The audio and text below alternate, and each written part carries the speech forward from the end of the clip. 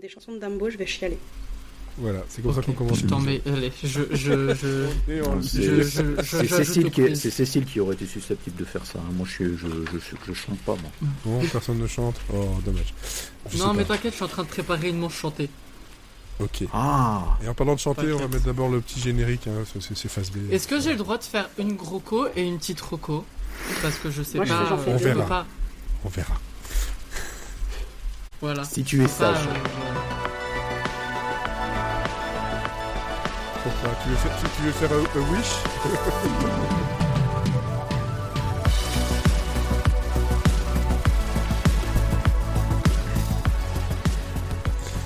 Voilà, nous sommes dans le nouvel épisode de Phase B, la saison 2, je sais plus combien de numéros parce que globalement, je m'en fous.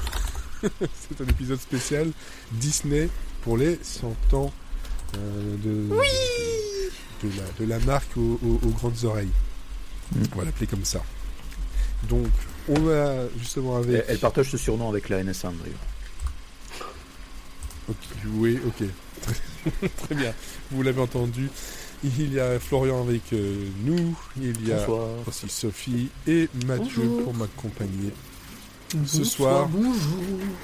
Et pour discuter, tout simplement, de Disney. Je pense qu'ici, vous trois, vous allez chercher du côté des films, hein, si je ne me trompe pas. Oui. Ouais. Parmi tant d'autres. Ouais, parmi tant d'autres, voilà, exactement. Et on va commencer justement par depuis tout ce temps, qu'avez-vous fait d'autre, à part regarder du Disney niveau culturel, Mathieu? J'ai regardé du Disney et voilà, c'est à peu près tout. Mais après, comme tu sais, tous les autres jours de l'année, donc c'est pas... Mais oui, ça change pas. Voilà. Non, c'est... Tu m'as dit, on fait un podcast Disney, j'ai dit d'accord, tu dois avoir des nouveautés. Non, pas vraiment. Je suis né prêt, je suis habillé prêt, je suis mentalement prêt, ça devrait aller. Très bien. Et Sophie? Mais j'ai regardé des films de Noël. Voilà. Comme ça, tu es déjà prête pour dans 2 semaines. J'en ai regardé une chier. Je crois que je dois en être à peu près à une quarantaine cette année. Sinon, j'ai regardé la série Scott Pilgrim que j'ai pas adoré. J'ai pas adoré, mais j'ai pas détesté. Voilà, petit 6 sur 10. C'est bien, mais pas top. C'est comme le commissaire Bialès. Et j'ai pas la ref, mais c'était de la peur. La Cité de la peur, non? C'est ça. Et j'ai regardé l'épisode spécial de Doctor Who qui m'a fait ressembler à un pruneau au bout de 10 minutes tellement j'ai chialé ma race. Voilà. Est-ce que tu étais à Jeun? Non, j'étais à Lyon. Je l'ai vu arriver, mais genre comme ça. À Jeun, voilà. En grand. Et toi, du tout, côté Florian? J'ai regardé plein de choses pour le boulot dont je ne suis pas à liberté de parler. Par contre, j'ai écouté beaucoup de musique et donc je vais continuer mon lobbying qui dure depuis maintenant vendredi. J'ai press play sur un album d'une artiste mexicaine qui s'appelle Mon Laferte, qui a sorti un album qui part vraiment dans tous les sens et qui a une voix qui est stylistiquement vraiment excellente.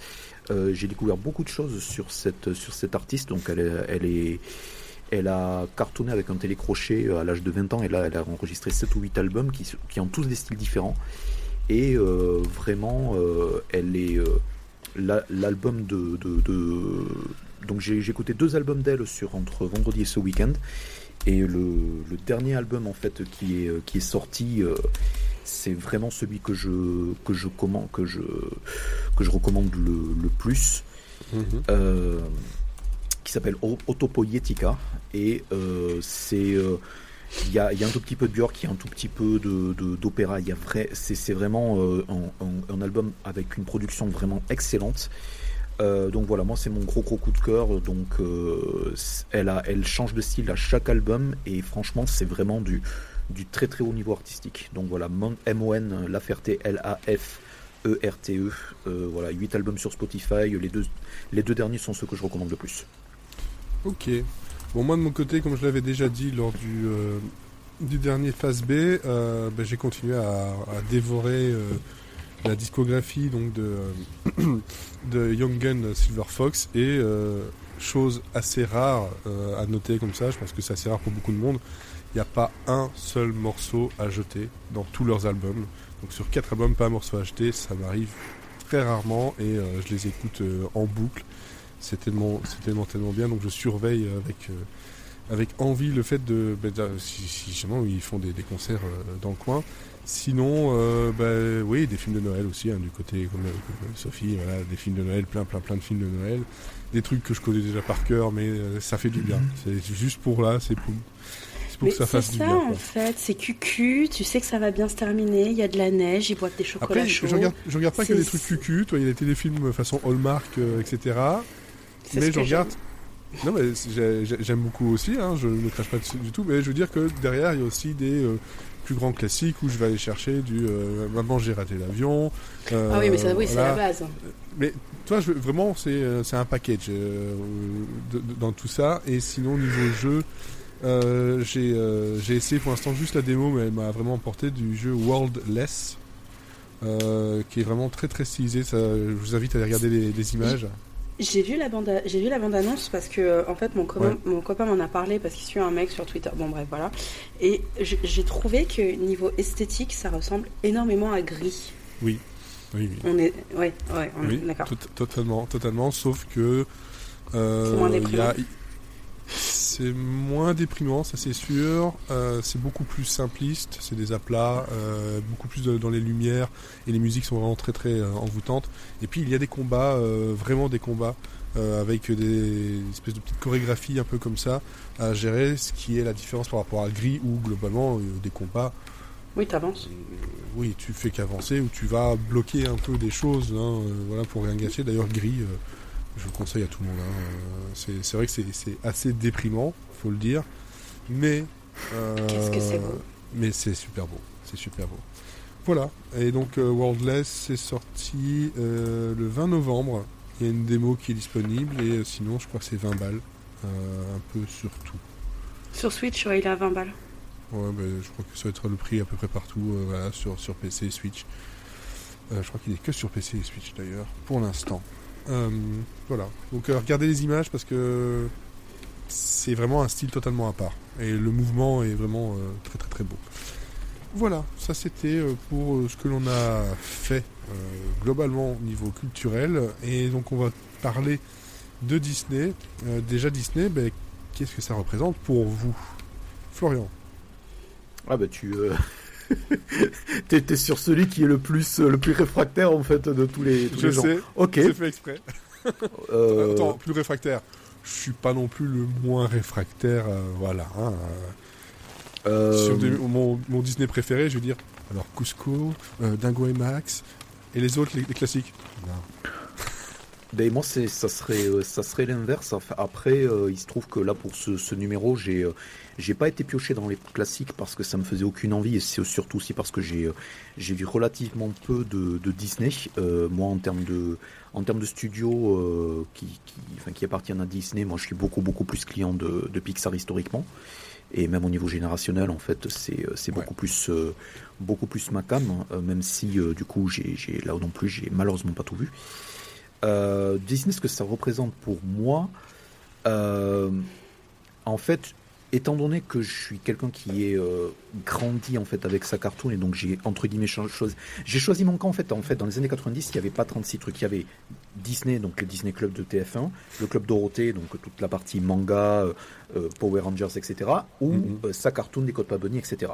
Ouais. Moi, clairement, en fait, j'ai extrêmement rentabilisé l'abonnement Canal+ de mes parents, donc j'étais entièrement avec les Looney Tunes, ce qui fait que du coup toute la partie cartoon Disney, en fait, j'ai découvert les grands classiques en fait chez ma nounou, mais après toute la partie série d'animation, toute la partie même chanson, etc. Moi, voilà, il y a un côté en fait, dès que ça chante dans les Disney, ça me saoule en fait. Donc ce rêve bleu d'Aladin, même au tendre âge de 8 ans, je n'ai jamais pu supporter.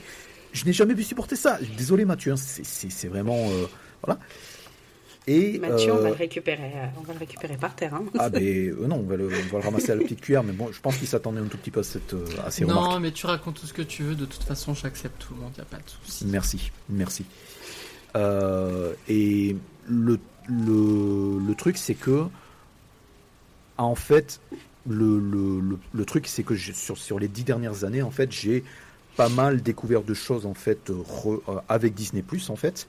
Donc par exemple, j'ai découvert en fait Phineas et Ferb strictement en fait pendant le confinement en fait avec les recommandations de gens qui étaient sur Twitter.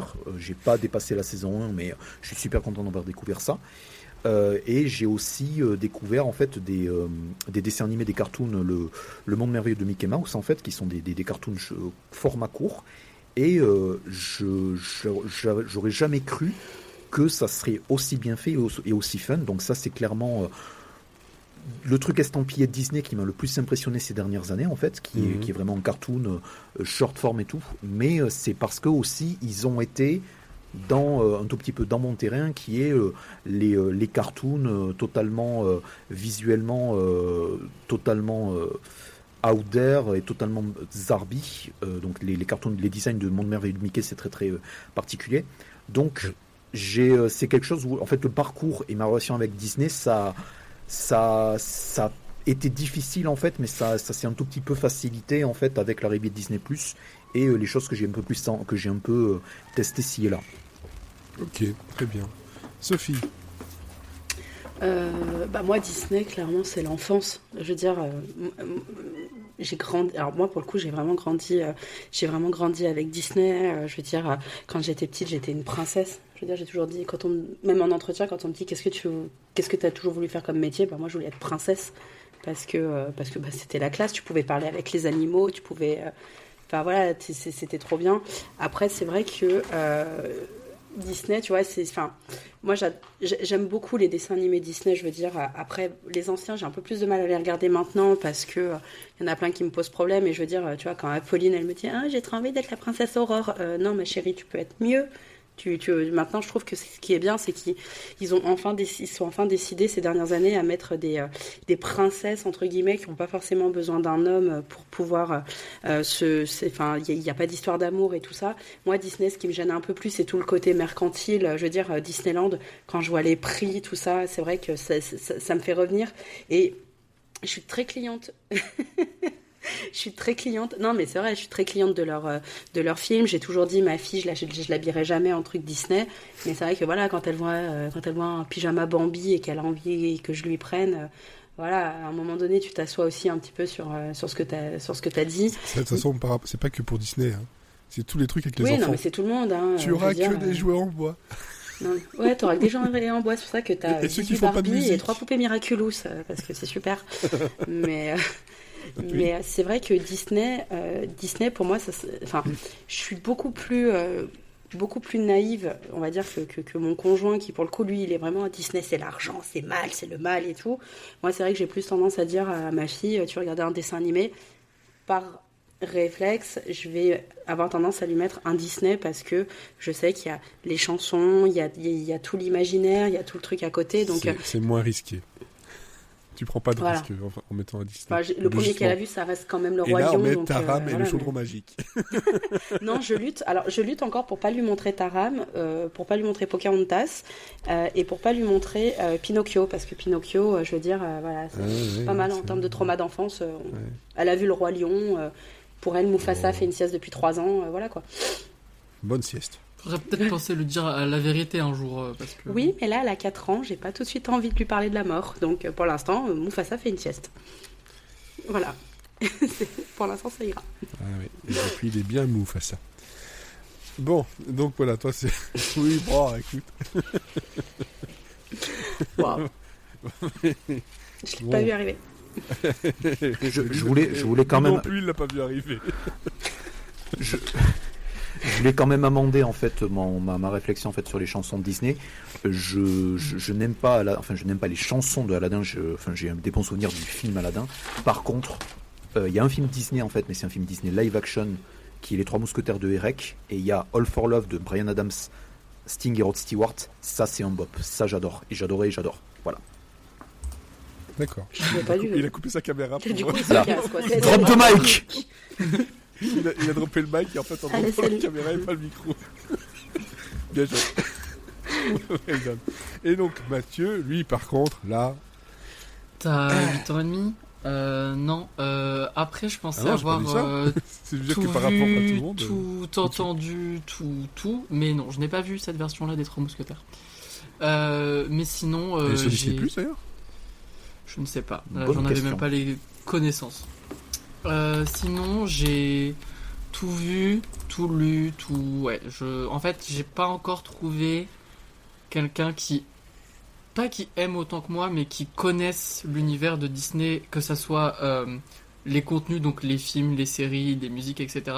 Et aussi tout ce qui est autour, donc la production, comment c'est fait, tout ça vient, etc. Moi, c'est vraiment... Ça devient quand même très précis, ça, par contre. Ouais, mais ouais, vraiment. Là, si tu veux, juste derrière, j'ai un livre Disney que je n'ai pas pesé parce que j'ai pas de balance, mais il doit faire approximativement 15 kilos. Juste un livre. Ça pèse son poids. Mais c'est grâce à ça que tout l'appartement tient. Ce livre est un mur porteur. C'est un mur porteur. C'est un mur porteur.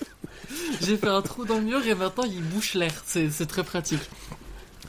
Ouais, non. Après, ça veut pas dire que je suis pas objectif sur certains points. On parlait du mercantile, etc. Et moi, j'adore ça. Mais quand il y a des trucs que j'aime pas, que font Disney, des projets que j'aime pas ou des façons de faire qu'ils choisissent plutôt que d'autres, j'hésite pas à le dire et à le faire savoir. Je suis pas complètement drogué et en sous hypnose, mais oui, en fait, je prends tous les projets qui m'amènent et après je vois si j'aime ou pas. Mais je reste toujours ouvert à tout ce qu'ils proposent.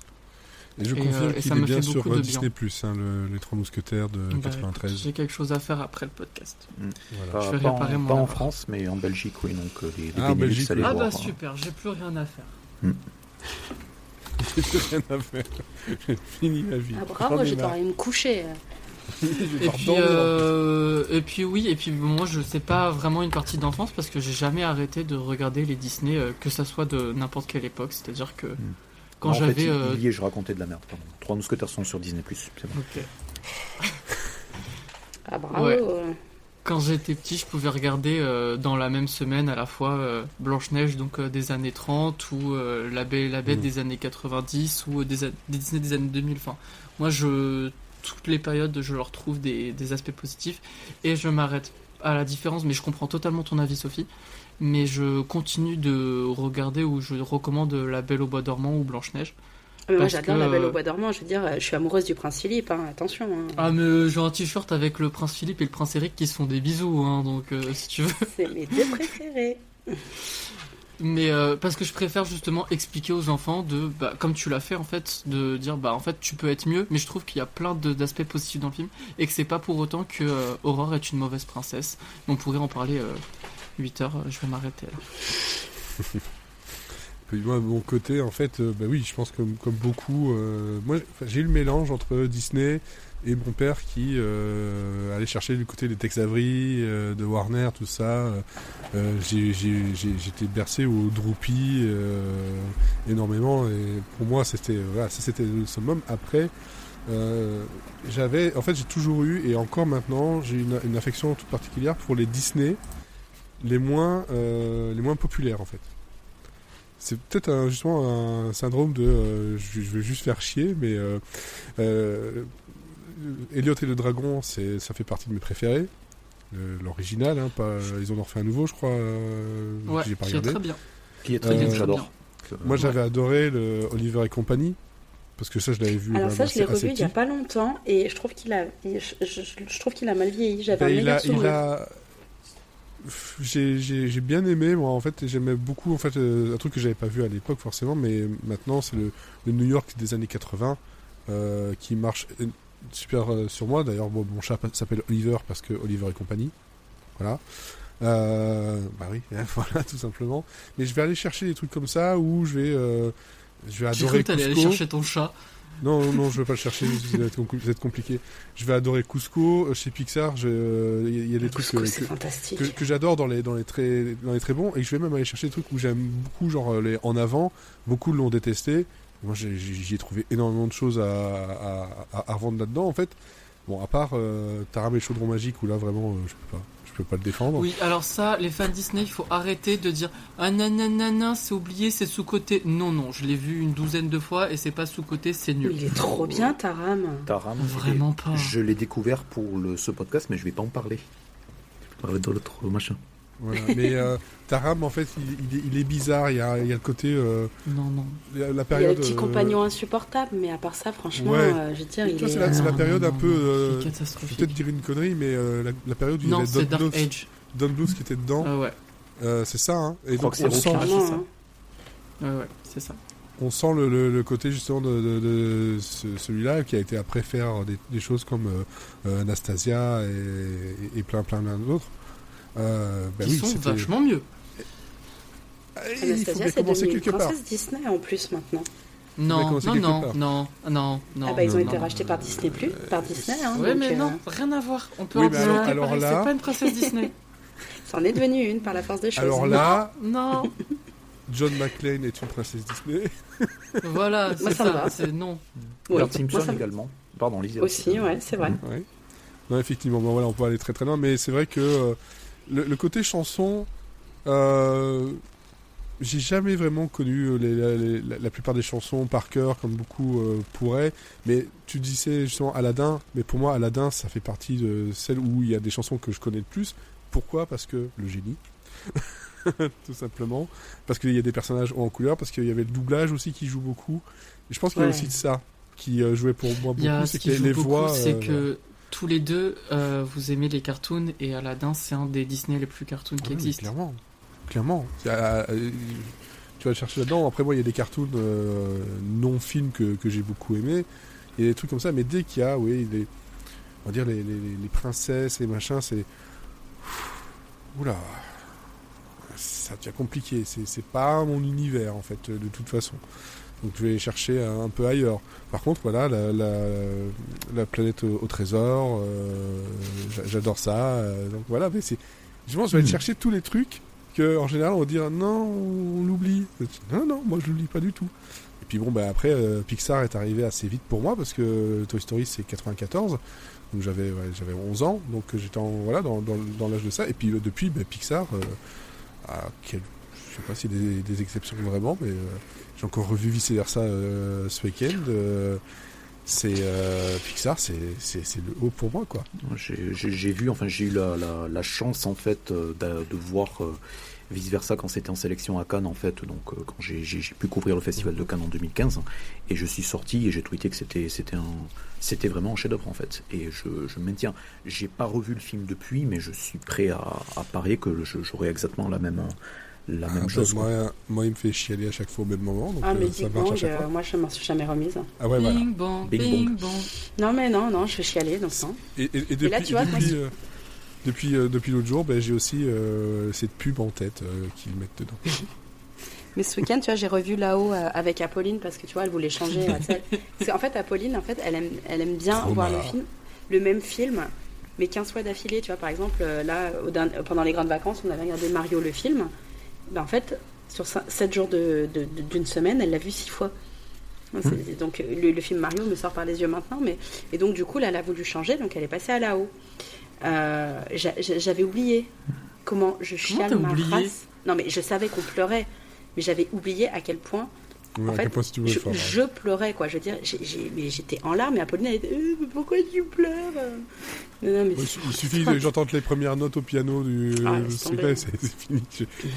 Après, ce qui est drôle avec là-haut, et me faites pas dire ce que j'ai pas dit, hein, c'est un de mes films préférés, mais c'est que tout le monde retient les 15 premières minutes, et le reste... Ah non. Ouais, mais d'habitude, Pixar, ils te font pas chialer dès le début, ils attendent un peu que tu sois en confiance, là c'est direct, tiens, chiale. Et c'est violent, quoi. Je sais pas, parce que Wall-E aussi a un petit côté... Je l'ai jamais vu. Ah. Bah voilà, si t'aimes là-haut, va voir Wall-E. Ah ouais, clairement. Ouais, après, franchement, à voir Wall-E. Après, j'aime pas toucher Pixar. Mais je déteste Toy Story. On retient que ça, tu disais oui et non, parce que moi mon avatar sur Disney+, c'est Doug. Parce que Doug, c'est un chien qui parle. Qui ne te connaît pas, mais qui t'aime déjà. Voilà, et puis alors le truc de écureuil. À chaque fois, ça me fait pleurer de rire. C'est ce que je retiens du film. Pour moi, c'est le running gag que je retiens du film depuis que je l'ai vu. Ça et la petite transformation de voix avec le Doberman qui parle avec une voix super aiguë. Avec la voix à l'hélium, c'est fantastique. Non, il y ça avait me fait hurler de rire. Très drôle.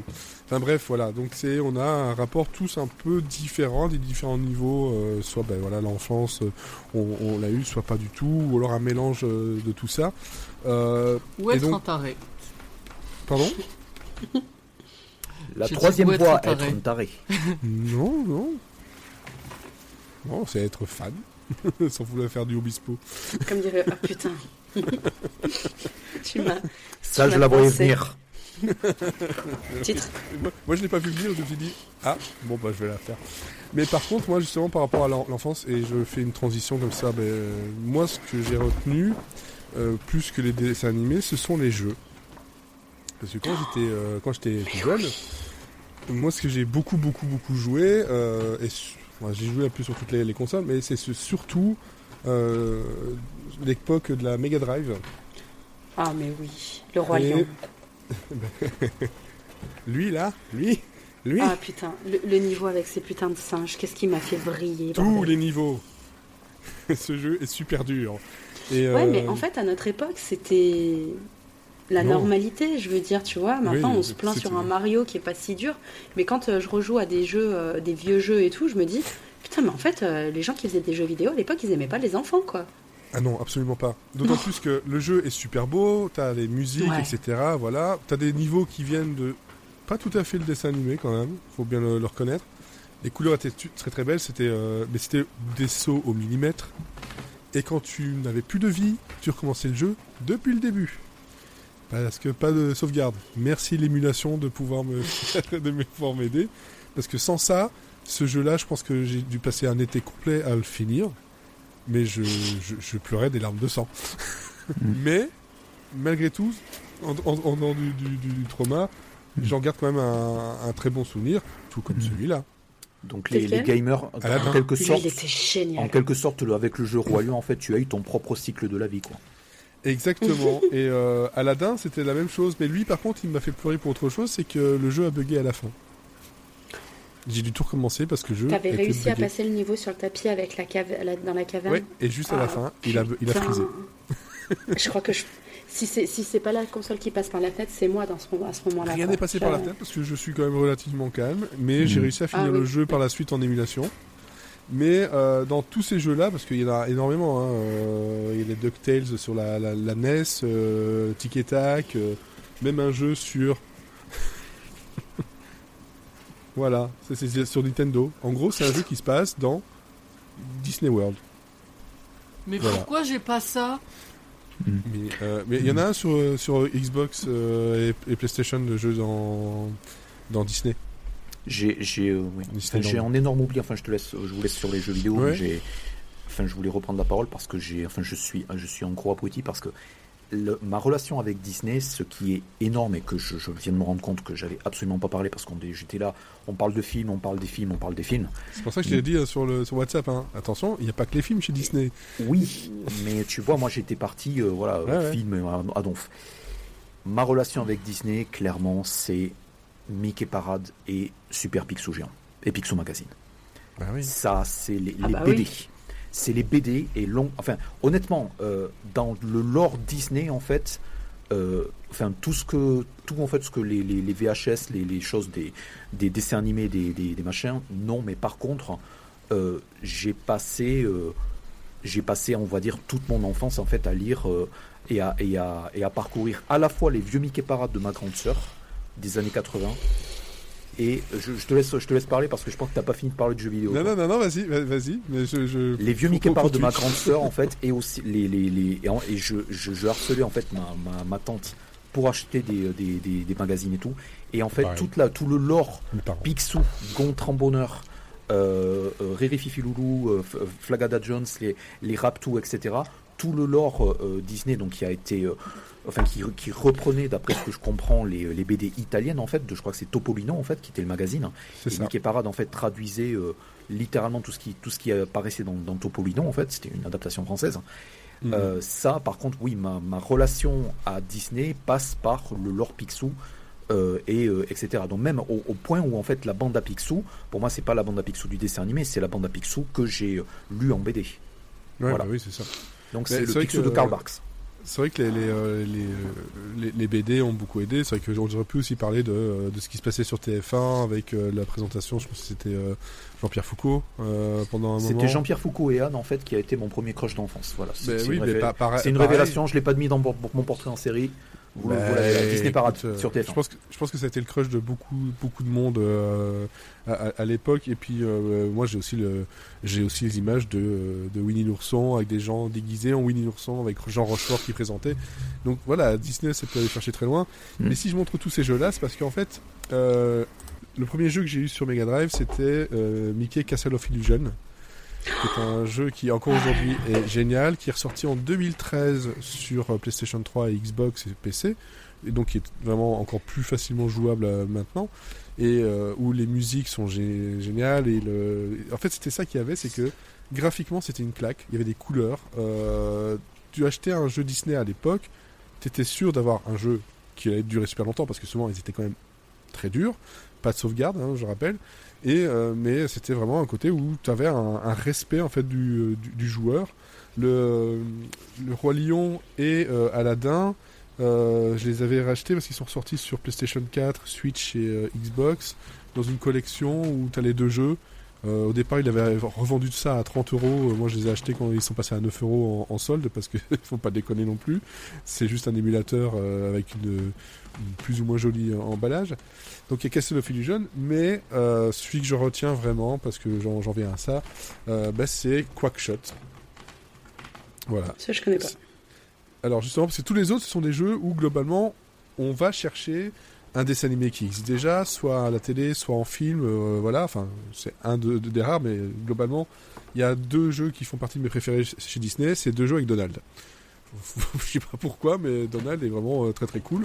Donc il y a Maui Mallard sur Super Nintendo qui est vraiment très très très cool, et Quackshot qui pour moi était encore meilleur. Pourquoi ? Parce que c'était un jeu où tu voyageais à travers le monde, tu avais des énigmes, des puzzles on va dire plutôt. C'était un jeu de plateforme avec des puzzles, et pour pouvoir finir un niveau, mais il fallait retrouver dans l'ordre dans lequel il fallait faire les niveaux. Parce qu'un niveau allait te donner une espèce de, pas de pouvoir, mais une capacité qui te permettrait de pouvoir finir un autre niveau, qui va te débloquer autre chose pour débloquer un autre niveau. Et donc ça, sans truc et astuce, sans solution, sans quoi que ce soit, tu te creuses la tête pendant des heures pour savoir comment je vais faire pour finir ce niveau-là, alors qu'il me manque cet élément-là pour le faire. Et Quackshot, en fait, donc c'était un jeu solo. Donald, son arme, c'est un flingue qui lance des déboucheurs à chiottes. Voilà, pourquoi pas. Et les ennemis, c'est... à chaque fois, je retiens plus son nom. Celui qui est dans Dingo et Max, le père... l'autre père. le gros qui est là au-dessus. Oui, vas-y. Patibulaire. Pat, voilà. En plus de ça, je l'ai eu dans mes cartes Lorcana de la saison 2. Pat. C'est donc... j'ai son nom et à chaque fois il est là, j'arrive pas, j'ai Ted en tête, mais ça n'a rien à voir. Pourquoi Ted ? Donc c'est patibulaire. Et donc voilà, pour moi, Disney, en dehors des dessins animés, c'est surtout ça en fait. C'est des heures et des heures et des heures passées sur Mega Drive, sur Super Nintendo et même jusqu'à aujourd'hui sur des jeux qui en général... Il y a eu une période où c'était un peu moins bon, sur PlayStation par exemple, c'était un peu moins bon. L'avantage qu'il y avait sur PlayStation, c'était le CD, et donc entre chaque niveau, tu avais une petite friandise, c'est-à-dire un extrait du dessin animé qui n'était pas encore sorti. Donc tu te faisais spoiler. Il y en avait eu un sur PlayStation qui était cool, de Mickey, où en fait, il remontait dans plusieurs trucs. Tu commençais avec Steamboat Willie, après tu faisais The Mad Doctor. Ouais, non. Non, pas Mickey. Moi, je connaissais pas Mickey. Tu parles pas d'Epic Mickey ? Non, Epic Mickey, lui, il est plus récent. Non, je me rappelle plus comment il s'appelle parce que je l'avais téléchargé sur ma PS3 même, mais il était vachement sympa celui-là. Non, c'est Mickey Mania. Bah non, je connais pas ce nom.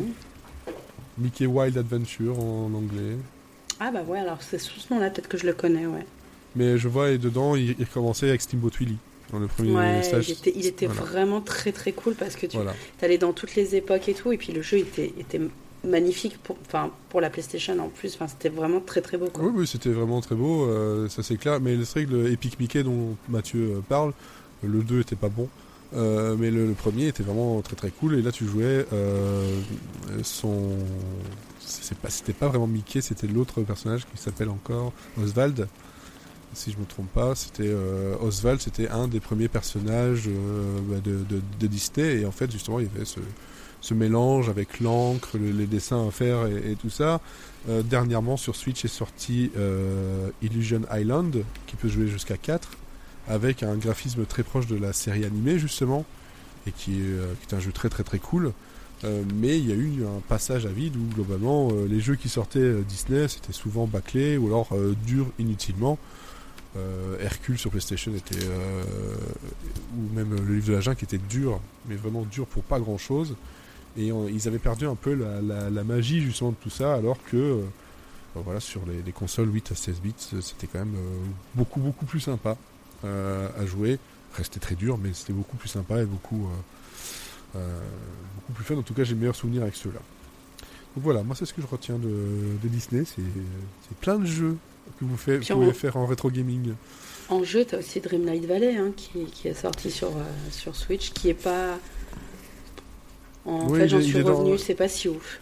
Non, c'est pas ouf. Il est dans le Game Pass sur Xbox, et j'ai lancé, j'ai essayé pendant quelques heures. Et en fait, très vite, tu t'en fais le tour, et il y a vraiment que les hardcore fans qui vont tout faire pour débloquer les éléments qui sont dedans, les éléments de décor, mais en point de vue jeu à proprement parler, c'est pas ouf. Alors qu'il y a Speedstorm qui est sorti et qui est gratuit, qui est quand même beaucoup bien meilleur. C'est un Mario Kart mais avec tous les personnages de Disney, et qui est vraiment beaucoup plus fun. C'est Disney Speedstorm, et là t'as des personnages qui viennent t'as des films, des dessins animés, t'as Mickey, c'est d'autres, il y a Mulan qui est dedans, qui conduit une bagnole, enfin c'est absolument fou, et ça marche très très bien. Et puis il y a une version free to play qu'on peut essayer. Donc voilà, pour moi ce sont les jeux. Sophie, quelle est toi ta sélection? Alors, ta recommandation? Je me suis pas mal tâtée, et je me suis dit que j'allais parler... Tu fais ce que tu veux, hein. Je me tâte. Donc je me suis dit que j'allais vraiment parler de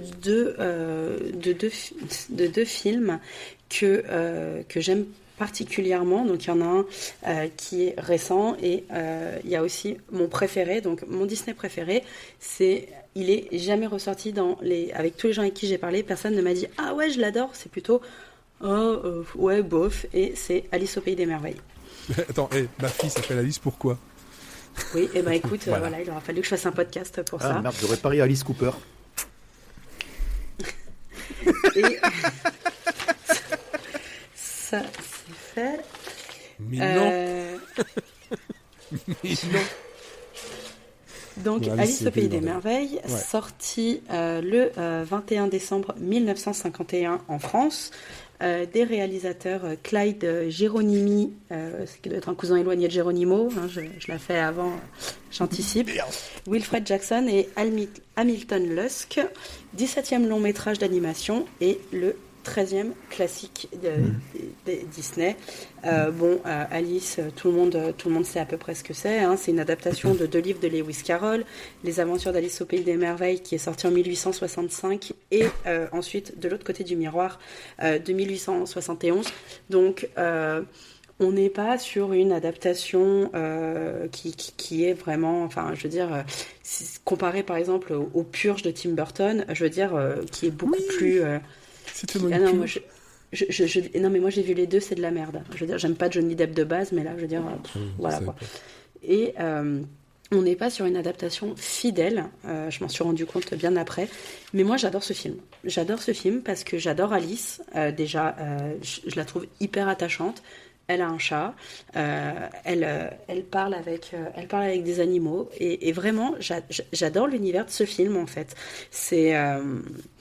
Je le trouve brillant, je trouve que Apolline, par exemple, voilà, ma fille, elle l'a vu, elle avait 3 ans, elle aime bien parce que c'est perché. On a une chenille qui fume sa petite pipe, on a Alice qui devient très grande, qui devient très petite, elle parle avec les fleurs. Je veux dire, c'est clairement un film, le film d'une enfant qui doit faire un séjour à Amsterdam et qui est complètement défoncé.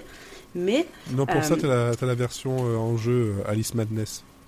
Ah, j'adore ce jeu. Ce jeu est incroyable. Là, c'est psychiatrique. C'est la version One Step Beyond. Ouais. Je vais avoir cette putain de chanson dans la tête, merci. Moi, ce que j'aime bien aussi, c'est que, en fait, le film, il a ni queue ni tête. Je veux dire, t'as pas une progression logique. Je veux dire, un coup, elle est très très grande, elle éclate une maison, et après, elle va éclater un nid. 5 minutes après, elle est toute petite et elle rentre dans une théière.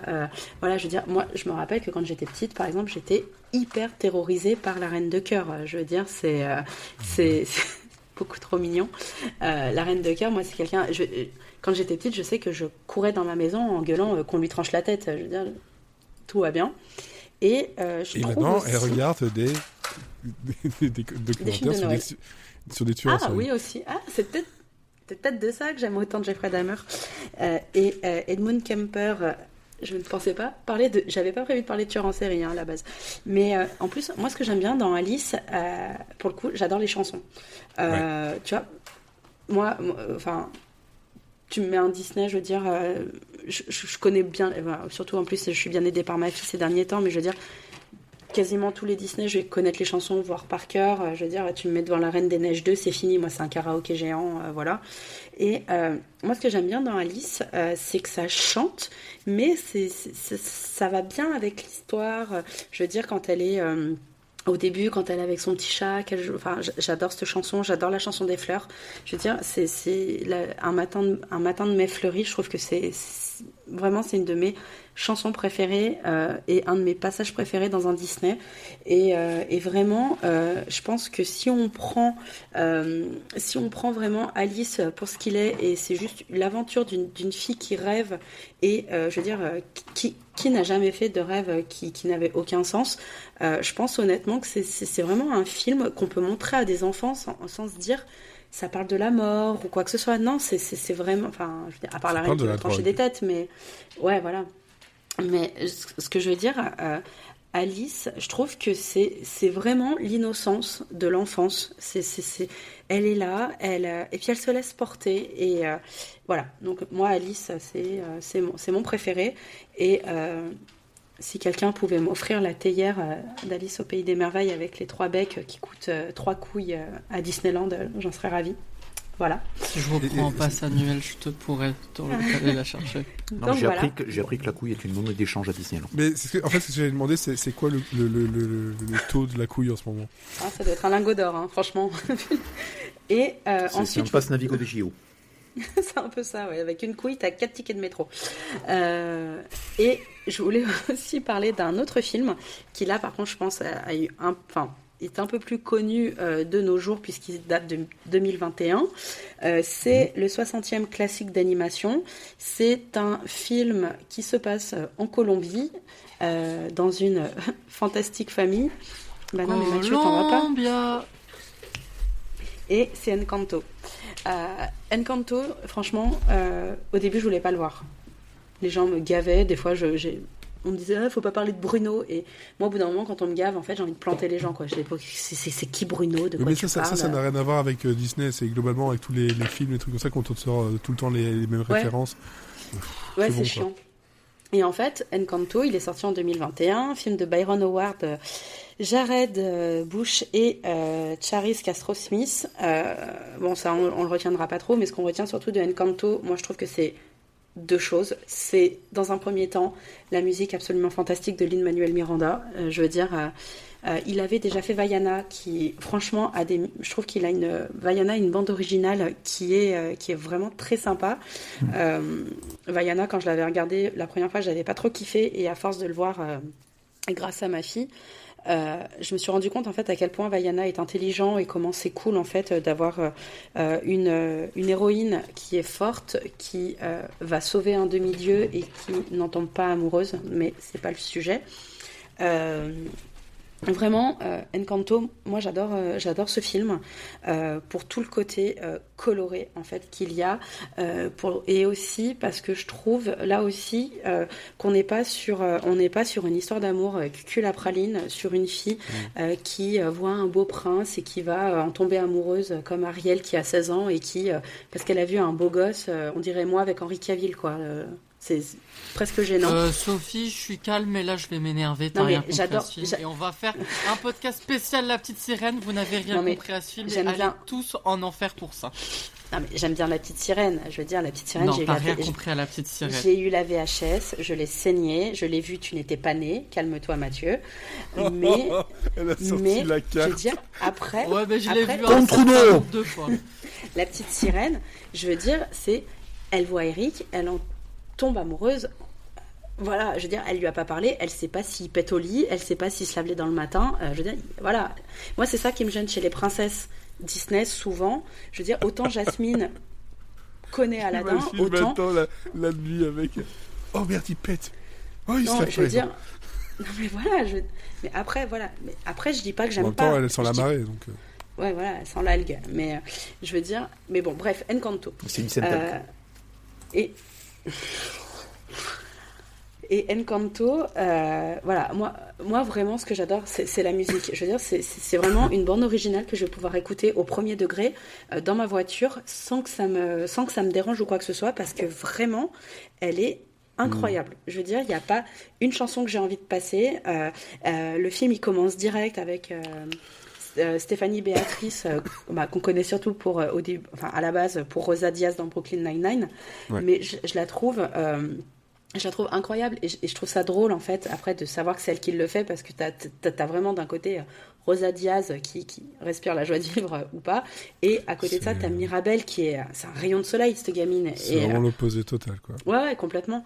Et vraiment moi j'adore cette histoire de cette gamine qui veut tout faire pour sa famille, qui vraiment, c'est une vraie héroïne. Je veux dire, elle aime sa famille inconditionnellement. Elle veut tous les aider, alors qu'ils sont tous là à la rabaisser, à dire bah non mais t'as pas de pouvoir, alors bah en fait en gros tu vaux rien. Et moi je fais partie des gens qui ne détestent pas la grand-mère de Mirabel parce que tout le passage justement où tu as l'histoire de la grand-mère Mirabel. Alors moi il faut savoir que je chiale dès que la chanson commence, parce que la petite chanson des chenilles elle est voilà je la trouve très très belle, et vraiment toute l'histoire de la grand-mère, tu vois tout ce qu'elle a vécu, tu sais, enfin ça n'excuse pas ce qu'elle fait à sa petite fille, mais je trouve que tu comprends pourquoi elle fait ça, pourquoi elle veut à tout prix sauver ce qu'elle a acquis avec la mort de son mari et qui l'a vraiment traumatisée. Et voilà, je vois souvent des trucs sur TikTok ou sur les réseaux en mode la pire grand-mère, c'est... Enfin, une des pires méchantes dans les Disney, c'est la grand-mère Madrigal. Et en fait, je suis pas d'accord. Je veux dire, on n'est pas sur la belle mère de Cendrillon, on n'est pas sur la méchante reine dans comment elle s'appelle, dans Blanche-Neige, ou c'est pas non plus, c'est pas la mère Gothel de Réponse, qui elles sont des vraies méchantes, qui ont ça dans leur ADN, d'être juste des connasses, quoi. Je veux dire, la grand-mère Madrigal, elle a vécu un énorme traumatisme, et voilà, je fais partie des gens qui veulent réhabiliter Mamie Madrigal, arrêter d'être méchant avec elle. Elle a été traumatisée. Mamie Madrigal. Non mais voilà. Et vraiment, justement... Tu vois, Sophie elle a le fan club Mamie Madrigal, moi j'ai le fan club Ariel est une putain d'héroïne, arrêtez de la faire chier, laissez-la tranquille. Tu vois, chacun son petit fan club. Oui, si tu veux. Et dernière chose aussi, la chanson We Don't Talk About Bruno, cette chanson, elle est incroyable. Et cette chanson a réussi à détrôner les écoutes de Libéré, Délivré. Je veux dire, les gens ont plus écouté Bruno qu'Elsa. Et cette chanson, pour la petite anecdote, parce que j'ai pris des notes, cette chanson est un madrigal. Donc du coup, c'est marrant parce qu'il s'appelle les madrigals. Et en fait, le madrigal, c'est une forme musicale polyphonique au sein de laquelle les voix se suivent et se complètent jusqu'à se former un mash-up final grandiose et complexe.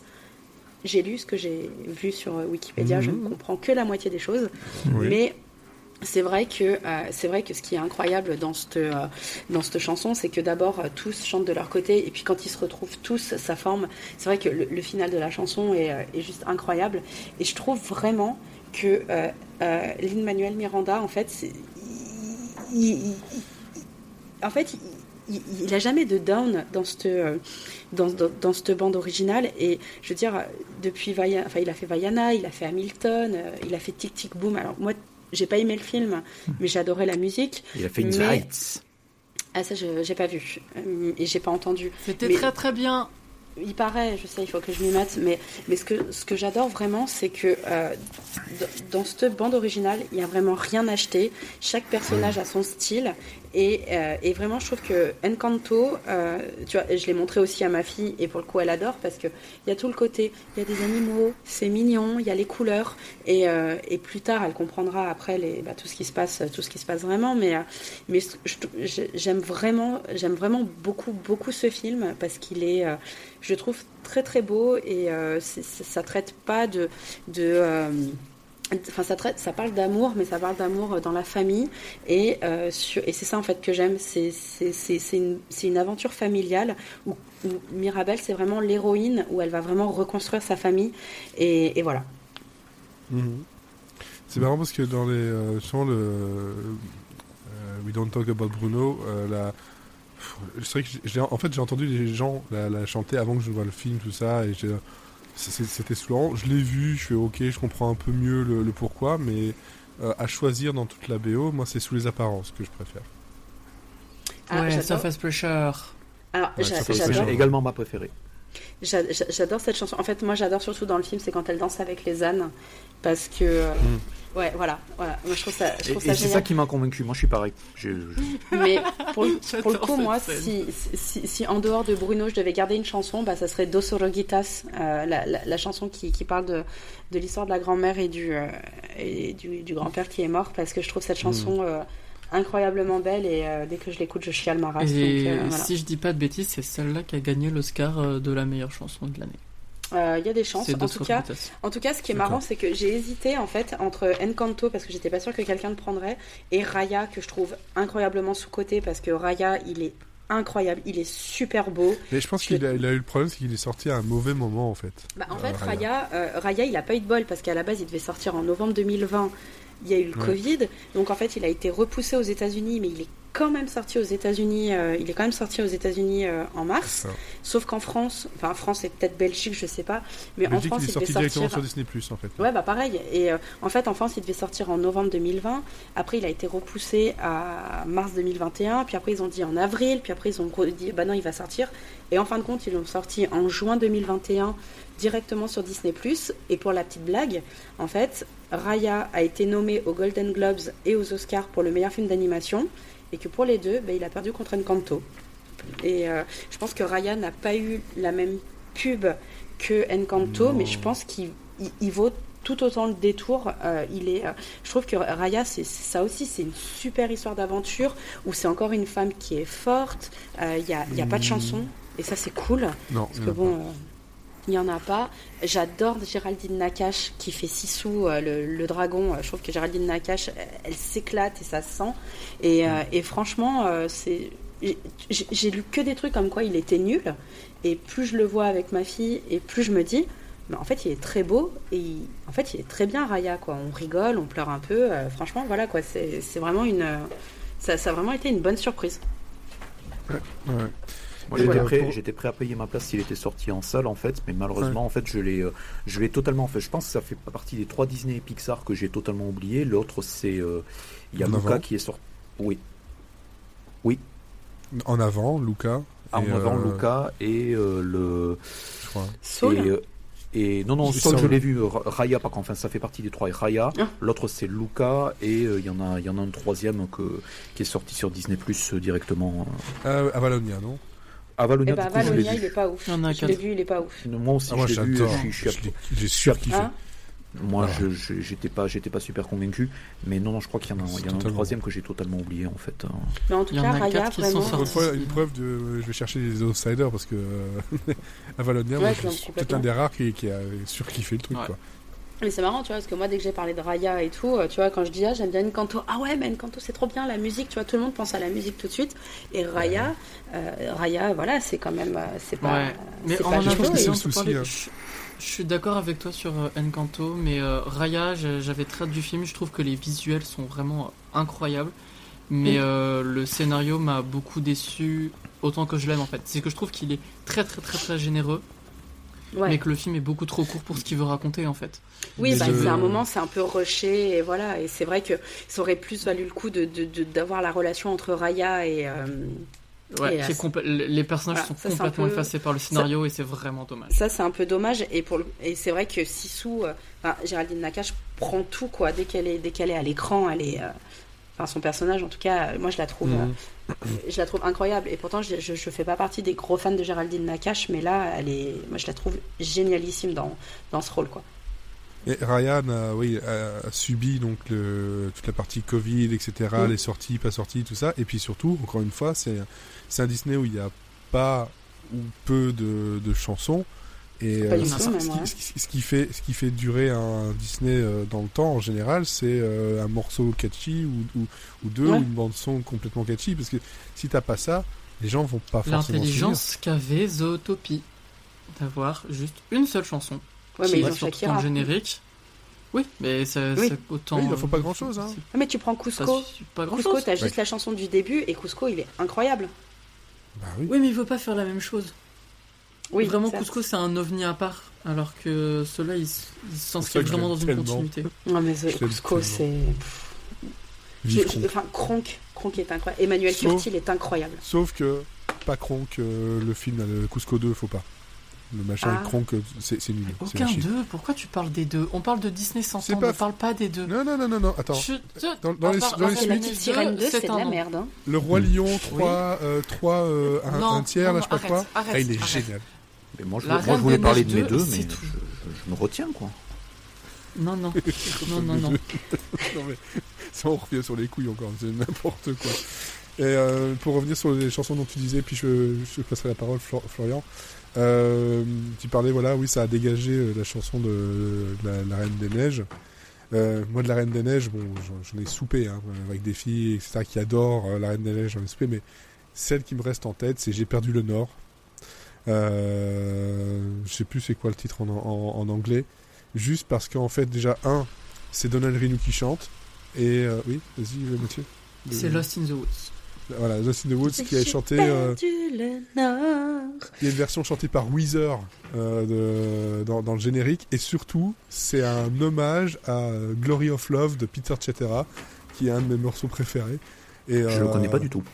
Peter Cetera, c'était un des chanteurs de Chicago. Ah, donc Chicago, je connais, oui. Voilà, et Glory of Love, en fait, c'est une des chansons, je crois qu'elle est dans le Karate Kid 3.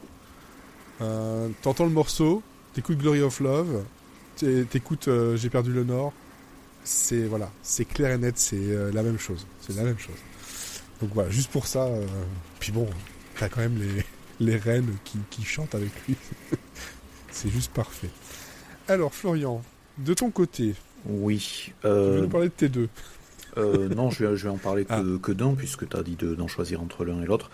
Ici, en même temps, je crois que Sophie a fait un peu l'impasse, elle est passée sur deux films. Ouais, mais... je suis désolée, je suis une dilettante. Non, mais je vais partir sur mon choix. Enfin, effectivement, j'ai vu Taram et le chaudron magique, et j'ai vu donc un autre film ce week-end, parce que je voulais me donner le choix. Et Mathieu, tu fais des grands signes, en fait, c'est... Et il dit, t'as vu Malcolm X. Ça veut dire que Taram, c'est caca.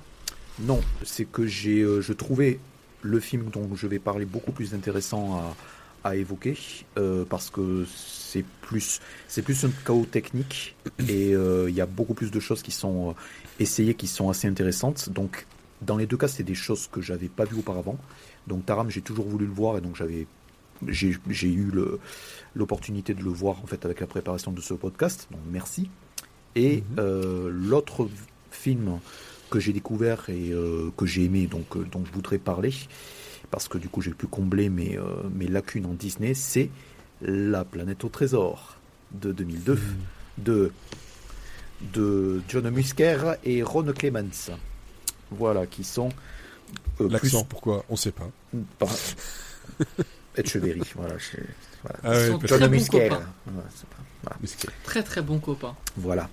Et ils ont fait des films de copains, en fait, ils ont fait Rox et Rookie, et ils ont également fait, donc ils ont réalisé la Petite Sirène, ils ont ensuite réalisé Hercule, et à la suite du succès de Hercule, ils ont pu lancer la production le titre de travail était L'île au trésor, mais dans l'espace, c'était littéralement ça, et donc ça a été changé en La planète au trésor, et c'est connu comme un des plus gros flops de l'histoire de Disney en termes de box-office, et je l'ai vu, et en termes créatifs je comprends pas vraiment, enfin même moi qui suis très ai tendance à vraiment être hermétique en fait au Disney et en fait aux choses, aux tropes et aux passages obligés en fait du Disney classique. Moi j'ai été vraiment bluffé en fait par ce qui était essayé. Je trouve pas que c'est vraiment une adaptation feignante de l'île au trésor de Stevenson. Ça reprend en fait donc exactement la même chose au trésor, donc les mêmes personnages de pirates, donc le personnage de John Silver qui dans le film en fait devient un cyborg. Et ce qui me fait dire en fait que c'est un gros chaos technique, donc je l'ai vu sur Disney+, c'était que en HD. Je ne comprends pas pourquoi il n'existe pas de version 4K, parce que je pense que c'est clairement le film en fait qui pourrait soutenir une remasterisation 4K. Tu vas voir les premiers DreamWorks Animation, tu vas voir Shrek. Je pense pas que ça pourrait supporter une remasterisation en 4K. Et par exemple, il y a quelques années, en fait, pour DreamWorks Animation, j'ai vu un film de 2005 que j'avais pas vu, que j'avais en DVD, qui était Nos Amis les Hommes, en fait, Over the Edge. C'est un film qui a visuellement très très très très très mal vieilli, qui est sorti en 2005 et qui avait des looks de 99. Et DreamWorks Animation, pour moi, c'est ça. Et la planète au trésor, c'est vraiment l'inverse. C'est vraiment un mix super ambitieux, en fait, d'environnement et d'éléments 3D, avec une animation traditionnelle vraiment absolument magnifique en 2D. Et honnêtement, c'est en termes de choc visuel, parce que Musker et Clements avaient déjà une grosse ambition visuelle. Et moi, quand j'ai vu à la vision du film, je me suis dit, eux, ils ont vu, à la fin des années 90, ils ont vu des studios Ghibli, ils se sont dit, on a la pression, il faut qu'on fasse mieux que Porco Rosso, il faut qu'on fasse mieux que Princesse Mononoke, et c'est leur réponse à ça, je pense. Et c'est la réponse du studio à ça, en fait. Je pense qu'ils ont vraiment sorti le chéquier, et vraiment mobilisé tous les artistes de Disney pour faire vraiment quelque chose d'innovant. Et je pense que le résultat, en fait, le problème en fait avec l'animation 3D, surtout celle de la fin des années 90 et du début des années 2000, en fait, c'est que on voit, l'œil en fait ne s'habitue pas en fait à la texture 3D en fait. Et donc, comme maintenant on a quelque chose qui est devenu, comme maintenant la majorité de blockbusters c'est des choses qui sont bluffants en fait, qui sont censés être photoréalistes, etc. Et donc maintenant on a des environnements virtuels en entier. En fait, on a quelque chose qui est vraiment beaucoup plus évolué. Lorsqu'on voit les films qui sont sortis à 20-25 ans, suivant les films, en fait, surtout les films d'animation, en fait, on voit un tout petit peu les textures. On dit, tiens, ça c'est un personnage 3D, ça je le sais parce que il y a un relief, et en fait la manière dont c'est modélisé, même un œil qui n'est pas entraîné va dire ouais c'est moche, tout simplement parce qu'il aura les références technologiques beaucoup plus avancées. Il suffit de regarder La Belle et la Bête, la scène du bal, pour voir le côté 3D dégueulasse. Ouais. Et là, la 3D... Bon, à l'époque, ça faisait le bluff. Oui.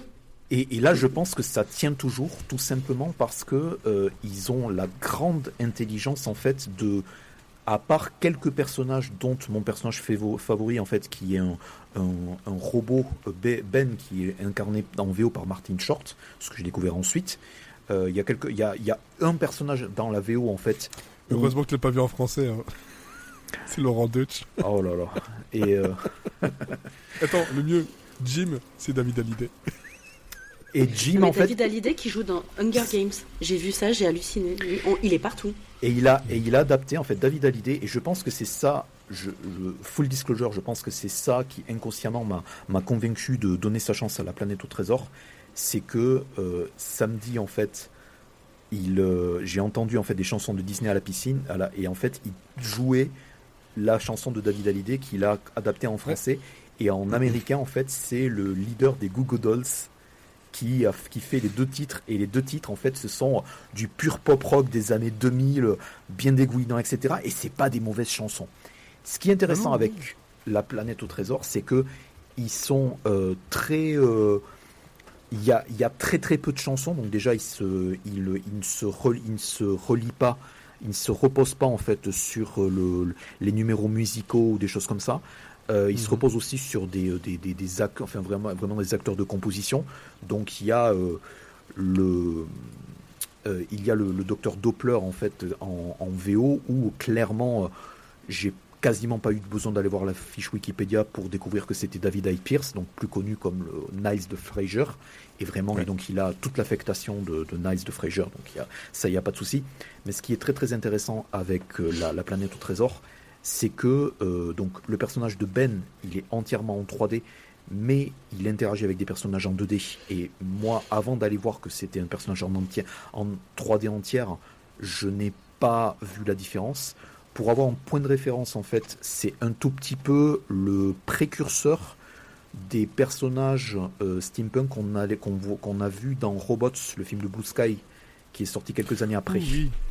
Le film de 3 ans après, il y avait Robots qui était sorti, et c'est un tout petit peu le même type de design en fait. Et ce qui est très intéressant avec La Planète au Trésor, c'est qu'ils essaient de faire du steampunk.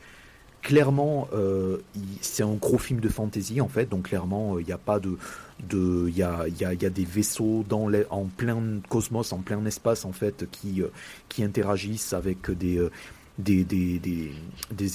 tempêtes solaires, ou c'est vraiment un film qui essaie de nous pousser dans l'imagination en fait, donc de pirates de l'espace en fait, qui ne se repose pas en fait sur toute la partie pas de son, pas de choses comme ça. Et ce qui est très intéressant, c'est que dans la plupart des séquences d'action du film sont super réussies. Et donc moi je recommande vraiment La Planète au Trésor, parce que il y a une grosse majorité des scènes d'action qui pour moi en fait sont très très bien storyboardées, qui me font penser à pas mal de films qui sont sortis par la suite, et je pense qu'il y a un mix vraiment technologique qui est vraiment très très réussi, que c'est vraiment du très très très bon boulot, voilà. Ouais, et si je me trompe pas, l'Atlantide c'est sorti un peu après, non ? C'est sorti avant. C'est un film qui je crois que c'est sorti 1 an avant en fait. C'est sorti en 2000. Je pense que les deux en fait. Tu veux que je t'explique ? ont eu un truc un peu cassé niveau réception. Hein. En gros, ce qui s'est passé, c'est que dans les années 2000, la direction de Disney, c'était un peu tout est chaos à côté. Et ces 2 projets-là, c'est des projets au long cours qui existaient depuis très très très très très longtemps. Et même s'ils ont des énormes qualités techniques, ils n'ont pas forcément trouvé leur public, parce qu'au niveau du scénario, il y a beaucoup de choses qui coincent, notamment le fait que les films veulent être beaucoup de choses et pas forcément choisissent un axe. Je trouve que La Planète au Trésor le fait mieux, même si je préfère Atlantide. Mais et en fait, ils veulent toucher un public adolescent au moment où DreamWorks explose, où DreamWorks fait de l'anti-Disney en sortant Shrek, et Disney se dit on peut plus faire des contes de fées, on va essayer de toucher des nouveaux genres, toucher un nouveau public adolescent. Mais la perception des adolescents à l'époque, c'est justement Disney c'est pour les enfants, et nous on veut plus regarder des dessins animés d'enfants, donc on va pas aller en salle. Et c'est un peu ce qui s'est passé pour ces 2 films-là, qui voulaient toucher un public qui n'existait pas à ce moment-là. Et le personnage justement le personnage de John Doe Dawkins en fait, qui est qui a été vieilli en fait, qui est maintenant en adolescent, alors qu'à la base ça devait être en enfant. Je pense que c'est justement des thèmes adolescents et des thèmes d'affranchissement qui sont peut-être un peu trop timides. Et la fin du film le voit en fait avec un tout petit peu une résolution du conflit qui est très très disneyen en fait, avec sa propre mère en fait, où quelque part il rentre dans le rang, et c'est quelque chose quelque part qui est beaucoup trop timide en fait dans ce que ça veut faire dans de l'exploration des thèmes adolescents. Et il y a pas vraiment de romance. Enfin, s'il y a une romance sur des personnages secondaires en fait, mais on s'en fiche un tout petit peu quoi. Mais c'est ça, il y a beaucoup de choses qui sont essayées, qui sont intéressantes, et comme dit Mathieu, c'est ça qui est intéressant, c'est que il y a une tentative d'exploration de un tout petit peu des affres de l'adolescente et du désir de liberté, du désir de l'affranchissement, de trouver un tout petit peu un second père en la personne d'un corsaire vraiment d'un pirate sans foi ni loi. Donc il y a des idées en fait qui sont pas forcément abouties en termes de scénario quoi. Mais il y a un autre gros problème qui s'est passé en 2002, c'est que même si ça a été un flop en 2002, il y a Lilo et Stitch qui est sorti en juin. Et Lilo et Stitch est resté dans les mémoires et a lancé vraiment une franchise. Et tu vois, il y a cette période-là de début 2000 avec l'Atlantide et la planète au trésor. Il y avait aussi Titan AE chez Fox, qui est arrivé à peu près au même moment en fait.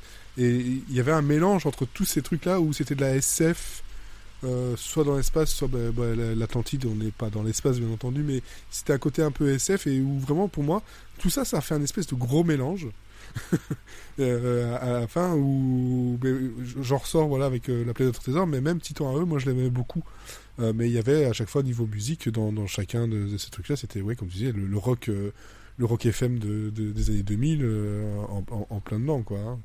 Et petit truc rigolo avec l'Atlantide, un truc que moi j'ai appris il y a longtemps et j'ai pas compris pourquoi. Dans la version française, il y a Angela Lansbury qui fait une voix, mais pas dans la version anglaise. Wow. Elle fait la mère de Kida. Et en fait, la mère de Kida est jouée par Angela Lansbury en français, mais c'est une toute autre actrice dans la VO. De toute façon, la VF d'Atlantide, elle est trop bien. Ouais, bon. Voilà. Il y a encore Jean Reno, bien entendu, dedans. comme souvent.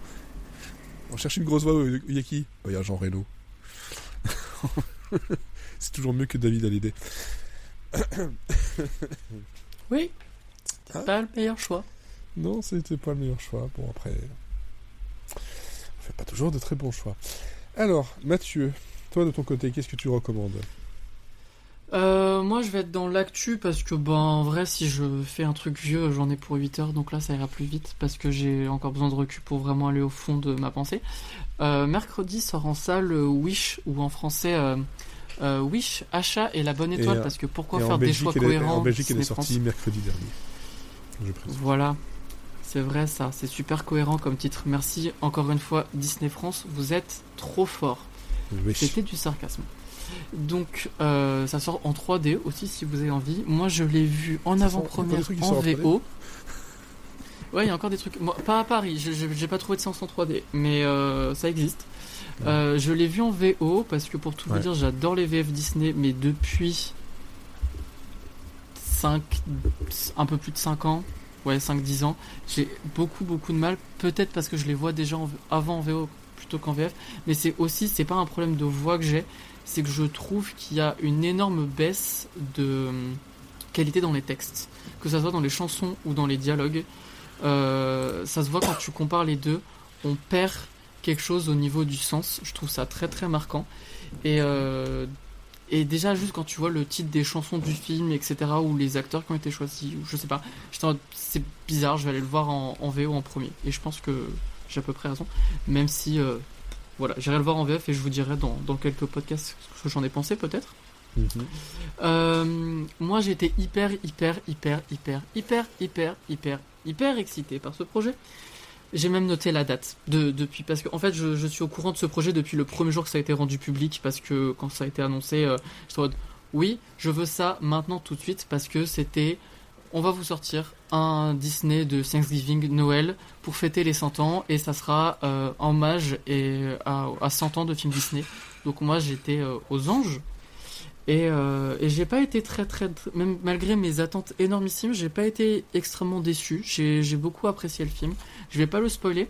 C'est scénarisé par Jennifer Lee, donc Madame la Reine des Neiges, Madame Queen tout court. Enfin, incroyable cette femme. et Chris Buck, donc qui est derrière Tarzan et La Reine des Neiges également. Et Fawn Vera Sandstorm, c'est son premier long métrage d'animation, mais elle était à la tête du scénario de Raya. Voilà, Sophie, donc peut-être ça va te plaire. De quoi qu'est-ce que ça cause ? Ça raconte l'histoire de Asha, c'est une jeune femme de 17 ans qui veut absolument devenir l'apprentie de Magnifico, qui est un roi adoré. Elle s'appelle Asha et le film s'appelle Wish. Ouais, merci Disney, c'est des génies. Ça ne m'a pas laissé indifférent. Oui. Wish, Asha et la bonne étoile, c'est un super titre. Et ça sera satisfait ou remboursé. Ouais. Non mais c'est un vrai sujet de quand t'entends les Américains, ils entendent wish, ils entendent souhait parce que c'est ce que veut dire le mot. En France, tu entends le site low cost. Donc quand ça fait 8 ans que Lorraine. Tout le monde. Oh oui. Oui, enfin plein de choses. Je suis sûr qu'on dit sauf wish. ce que ça veut dire. C'est super. Donc elle veut devenir l'apprentie de Magnifico, qui est un roi adoré par sa population et qui a juré de protéger et d'exaucer les vœux de tout le monde. Sauf qu'elle se rend compte que c'est pas vrai. Et elle va essayer de sauver les souhaits de sa famille et de son entourage. Et donc elle va faire un vœu à sa bonne étoile qui va l'exaucer en faisant tomber une étoile sur Terre et qui va aider tout le monde. Et donc quand ils ont annoncé on va vous expliquer d'où vient la bonne étoile des films Disney, moi j'étais en mode oui, merci, je veux. Et le film c'est pas vraiment ça, en tout cas on n'a pas vraiment d'origin story, mais ça reprend tous les éléments des grands classiques Disney comme l'entend le grand public, c'est-à-dire une princesse, même si elle n'est pas princesse dans le film, mais on le rappelle, héroïne égale princesse, t'as pas besoin d'être princesse pour être une princesse. Un animal de compagnie mignon, qui est une chèvre en pyjama qui s'appelle Valentino, excusez-moi c'est incroyable, une créature mignonne qui est une petite étoile, qui est toute mignonne. Est-ce qu'elle est aussi dépressive que dans Mario ou ça, c'est ce que j'allais dire, Luma. Non, mais franchement, je me suis dit... Doublé par Casey Chase en plus, je rappelle. Oui, c'est vrai. Non, mais pour moi, le meilleur truc du film Mario, c'est le Luna, là. Mais je me suis dit, comment est-ce qu'ils vont faire mieux ? Et je trouve qu'ils atteignent le même niveau, pas sur le même humour, mais vraiment, chaque fois qu'elle est à l'écran, tu fais... Oh. Voilà, c'est trop mignon. Un méchant très très méchant, retour des grands méchants Disney qu'on n'avait pas eu depuis Réponse, et un royaume féerique et des chansons merveilleuses. Donc on a tout ce qu'il faut pour faire un film Disney classique. Le film a quand même quelques défauts. Bah justement il est très attendu, pas beaucoup de surprises, surtout que moi je suis toute la promo, me suis juste restreint à écouter une seule chanson, même si toutes les chansons étaient sorties avant le film, j'en avais écouté qu'une. Il y a ce que je reproche pas mal au film, c'est que pour un film des 100 ans, il prend pas beaucoup de risques. C'est pas un grand Disney, je sais pas, il lui manque un petit quelque chose pour vraiment que je vous dise c'est le meilleur film de tous les temps. Je sais pas si c'est le personnage principal qui je trouve se fait un peu manger par les autres, ou si ça manque un peu d'enjeu epicness vie ou de mort. Je sais pas. Mais pour autant, visuellement, c'est incroyable. Vraiment, j'ai eu des étoiles dans les yeux et même mon pote à côté faisait arrête Mathieu parce qu'il y avait beaucoup de plans. Je faisais des waouh très vocaux dans le cinéma pour les plans larges. Donc un peu pénible pour tout le monde, mais vu qu'il y avait que des fans Disney dans la salle, ça allait. En fait, ça reprend le même format, le ratio qu'avait La Belle au Bois dormant. C'est le seul film Disney qui l'utilise, donc c'est du 2,55. Et du coup, c'est très très large, ce qui permet d'avoir des panoramiques gigantesques. Et voilà. Le film rend énormément hommage, notamment à Blanche-Neige et à Cendrillon dans ses décors et son animation, qui je trouve sont des chefs-d'œuvre. L'émotion fonctionne hyper bien, c'est hyper efficace, ça dure 1h35, comme quoi t'es pas obligé d'avoir des classiques qui font 1h50 ou 2h. Merci. Ça dure 1h35, il n'y a aucune scène qui est inutile, je dirais même qu'il manque peut-être 10 minutes pour aller vraiment dans la profondeur des personnages, peut-être qu'avec les bandes annonces du DVD ça sera super, mais ça dure 1h35, c'est super fluide, ça va à 100 à l'heure, pourtant ça prend le temps de se poser à certains moments pour réfléchir sur la psychologie des personnages, les émotions. Il y a 7 chansons, il n'y en a aucune qui est inutile, elles font tout avancer l'histoire. Il y a quand même la chanson phare que j'avais écoutée, que je connais par cœur et que je hurle dans le métro, j'en ai rien à foutre quand je l'ai dans mes écouteurs. C'est à cause de ça que les prix ont augmenté. Oui, sûrement. Ils doivent payer l'assassin. Ouais, c'est ça. Mais même les autres chansons, pour l'instant, je les connais pas par cœur et je les trouve pas incroyables. Mais je pense que ça va me faire un phénomène Encanto, du fait que j'avais retenu une seule chanson en sortant du film, et puis qu'en fait, plus je l'écoute, plus ça reste en tête.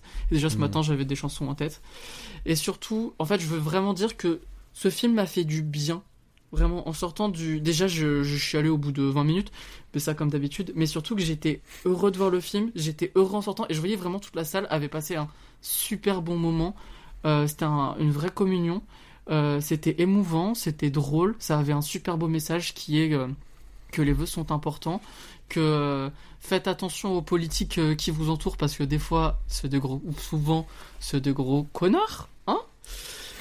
Donc faites attention à qui vous mettez à votre gouvernement. Macron démission. Voilà, c'est un gros Macron démission. Ça m'a beaucoup fait rire. Le méchant est très très très très bien. Par contre, j'ai des gros daddy issues parce qu'il est très sexy. Même quand il fait des trucs pas bien, j'étais là. Là, ces petits sourcils, là, ces petits clins d'œil, c'était... voilà. Mais il a une psychologie très intéressante et ouais, c'est un film qui vous dit que même si on vit dans un monde de merde, que tout est compliqué autour de vous, ça veut pas dire que il y a dans les petites étincelles de bonheur, vous pouvez trouver des choses à faire et c'est important de rêver. Et je trouve que Disney revient à ses fondamentaux, ils l'ont déjà dit 100 fois, mais ils l'ont très bien dit cette fois-ci et ça fait du bien. C'est pas du tout un film révolutionnaire, à part dans sa technique, pas dans son fond, mais je trouve que c'est un très très beau cadeau pour les fans Disney et voilà. En fait, il pète pas plus haut que son cul, il essaie juste de faire du mieux et il est très très généreux. Et j'en ai pas parlé, mais il faudrait que j'aille le revoir parce que je vous avoue que j'ai bien aimé l'histoire, mais que j'ai pas été touché à fond émotionnellement parce que c'est un film Easter egg. C'est-à-dire que c'est pas une référence toutes les 3 minutes, c'est une référence toutes les 5 secondes en moyenne. Donc bien sûr, il y en a qui sont plus ou moins appuyés que d'autres. Quand il y a quelqu'un qui fait « Eh salut, lui s'appelle Peter », bon, vous dites « Ok, ça c'est Peter Pan », ou alors « Je vais t'envoyer au pays des merveilles », c'est assez clair. Mais des fois, il y a vraiment juste dans l'animation des personnages, dans des regards, dans des personnages au 3e plan, ou juste des petits objets, ou un style graphique. Il y a vraiment des références à des dizaines et des dizaines de films Disney qui sont parfois pas évidentes. On m'a dit qu'il y avait une référence à Atlantide que je n'ai pas vue. Donc je pense que je vais retourner voir ce film jusqu'à ce que je la trouve. Est-ce qu'il y a de l'eau? Je crois pas. T'as au moins une petite bassine. Mais voilà, j'ai... Un seau. Ouais, mais j'ai adoré ce film et je retournerai le voir la semaine prochaine. J'ai passé un super moment. J'ai fait autre chose ce week-end, mais je devais normalement le voir justement ce week-end. On ne l'a pas fait, mais c'est la charge de revanche. Voilà. De toute façon, ça va pas révolutionner votre vie, mais je pense que si vous allez en famille, vous pouvez tous passer un très bon moment devant. C'est ça, je vais aller avec ma fille de 4 et l'autre de presque 9 ans. Je pense que ça c'est visé tout de suite. C'est vendu. Voilà. C'est gagné. Et je vais faire juste une mini parenthèse. Je ferai pas une deuxième Rocco, mais si vous êtes si vous aimez Disney, sinon ça ne sert à rien. Sur Disney+, il y a quelques semaines est sorti Once Upon a Studio, qui fait un peu redite quand vous avez vu Wish, parce que c'est un peu les mêmes trucs qui font pleurer dans Once Upon a Studio. Ils utilisaient les mêmes choses dans Wish, du coup ça fait un peu quand tu vois dans Wish. Où il y a tout le monde. Mais c'est un court-métrage qui dure 7 minutes ou 8, qui est sur Disney+, pour fêter les 100 ans, qui rassemble officiellement 543 personnages, j'en ai compté 535. D'accord. J'ai chialé. Et je pense que... Voilà. Vous allez chialer, et c'est surtout, si vous voulez voir votre personnage de Disney préféré, il est forcément dedans. Et ce que j'adore, c'est qu'ils n'ont réutilisé aucune animation des films Disney, c'est que du fait main. Ils ont rappelé des anciens animateurs qui étaient encore vivants et qui voulaient le faire pour animer à nouveau les personnages. Ils ont rappelé les voix quand elles n'étaient pas décédées, ou alors ils ont réutilisé des enregistrements qu'ils n'avaient pas fait. Par exemple pour Robin Williams. Et là, bouchez-vous les oreilles pendant 30 secondes parce que je vais spoil. Il y a une scène à la fin où Mickey voit un portrait de Walt. Et pour les gros fans Disney, je ne sais pas si vous savez, déjà la musique qui est utilisée, c'est Nourrir les petits oiseaux de Mary Poppins, qui était la chanson préférée de Walt Disney. Et ce que vous savez peut-être pas, c'est qu'ils ont rappelé le compositeur de la chanson, donc l'un des frères Sherman, Et il l'a réenregistré sur le piano de Walt Disney dans son bureau, qui n'a pas bougé depuis le décès de Walt, pour le court-métrage. Et c'était une chanson qu'il y jouait toutes les semaines à son piano, et même après son décès, il a continué de la jouer pour que les employés puissent encore ressentir la présence du créateur dans les studios. Et j'ai trouvé que c'était un super détail, et on voit qu'ils ont vraiment fait les choses bien pour ce court-métrage, qu'ils ont vraiment fait un effort pour faire un truc respectueux de l'entreprise et pour les fans. Donc c'était un très joli geste pour les 100 ans. Okay. Voilà. Très bien, très bien. Et tu as réussi à faire le quiz ou pas du tout? Ouais, si tu veux. Je sais pas sa qualité, mais voilà. Je sais pas si un petit quiz. C'est pas très drôle, mais c'est un quiz Disney que j'ai bidouillé en 15 minutes. Il y a un petit chat. Il y a un petit chat. Un petit chat. Oh, je suis déconcentré. Bon, alors, on va faire 3 manches. Il y aura 4 questions par manche. Et souvent, je peux vous donner des... Comment dit-on ? Des choix multiples si vous ne trouvez pas. Oui, ok. Attendez, je vais juste prendre... Non, je vais le faire sur mon ordi. On dit comment ? On dit son prénom et le premier qui répond à la réponse ? Ok. C'est ça. La première manche s'appelle « Toute première fois ». Vous pouvez chanter la chanson si vous voulez. Je ne chante Alors. pas. Non. Ben, je vais devoir chanter après. Je suis désolé. Vous pourrez partir de cet épisode, ça sera la fin. Question numéro 1. Attention. Donc c'est un quiz spécial 100 ans de Disney. En quelle année est sorti le premier long métrage d'animation Disney aux États-Unis ? Sophie. Florian. C'est Sophie. Pas 39 Blanche-Neige ou 37 ? J'aurais dit Oui, 35. c'est 37. 37. Donc Sophie 1. J'avais la mauvaise réponse, donc... Moi j'avais 35 en tête. Moi j'avais 32. Ah. Fred et Flo. Question numéro 2. Quelle est la particularité du court-métrage Steamboat Willie dont vous avez parlé tout à l'heure ? Fred. Il y a une grande particularité, une première fois. Fred ? C'est qu'il est muet. Sophie. Non. C'est la première fois qu'on voit Mickey et plus l'autre ? Non. Puis Oswald. Alors, je vous le dis parce que du coup, vous avez donné 2 des réponses que j'avais dit, donc ce n'est pas le premier muet, ce n'est pas le premier non plus en couleur, et ce n'est pas la première fois qu'on voit Mickey officiellement, parce que en fait, c'est officiellement la naissance de Mickey Mouse, mais ils ont produit 2 courts-métrages avant qui ont moins marché, et du coup, ils ont dit que c'était le 2 et le 3, ce qui n'est pas forcément vrai. Mais sa vraie particularité, c'est que c'est le premier... Je peux essayer d'avoir... Vas-y. C'est vraiment la première production de Walt Disney Productions ? Non. Bon. Non. Ils avaient fait Oswald avant. Okay. C'est la première fois que il y a un dessin animé avec une bande sonore. Il y a un enregistrement qui est synchronisé avec les images. Et où Mickey moleste des animaux quand même. Exactement, il frappe des vaches, frappe les dents des vaches. Ah, mais pas que. Il tire sur les pieds d'une chèvre, d'une chatte qui est en train d'allaiter ses petits. Oui. C'est une horreur. Ouais. Toi, Mickey, t'as connais ? C'est sympa. Oui. Mickey était un sale petit con à ses débuts. Cancel Mickey. Après. Et hop. Question numéro 3. Le premier personnage à être apparu sur le grand écran, non, sur pas du tout grand écran, juste à être apparu. Du coup, oui, c'était au cinéma. Alors, je vous donne des choix. Est-ce que c'était Pluto ? Est-ce que c'était Donald ? Est-ce que c'était Dingo ? Fred ? Je dirais Pluto. Ouais, c'était Pluto en 1930, alors que Donald c'était 34 et Dingo c'était 32. Fred, un puits. Ensuite, et la question 4 pour terminer cette manche, le premier parc Disneyland.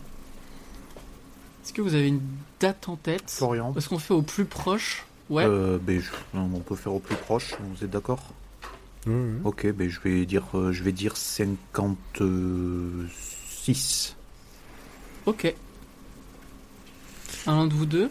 Je dirais 51. Ok. Moi je dirais 68.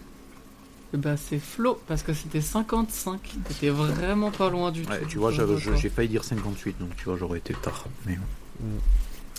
Attention, la manche numéro 2. Je vais me nommer des chansons et vous allez devoir trouver ce que c'est. Donc j'improvise totalement, j'ai même pas les paroles sous les yeux. Attention, c'est parti. Mais Sophie, tout le monde veut devenir un cat, les Aristochats. Oui. Je vais perdre, mais je vais me faire. Mais alors. Hein. Mais tu te rattraperas sur celle d'après. Chanson numéro 2.